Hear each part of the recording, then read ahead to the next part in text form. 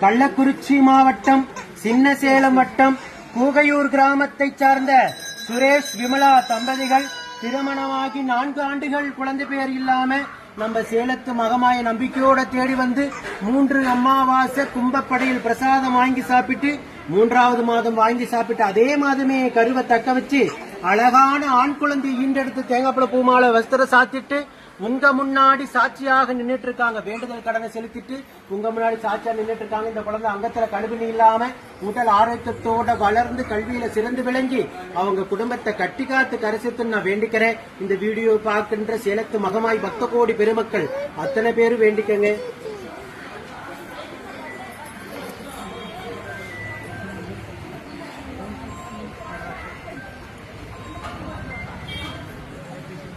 நித்தம் சாட்சியாக நிற்கின்ற பக்த கோடி பெருமக்களை நீங்க கண்கூடாக பார்த்துட்டு தான் இருக்கீங்க.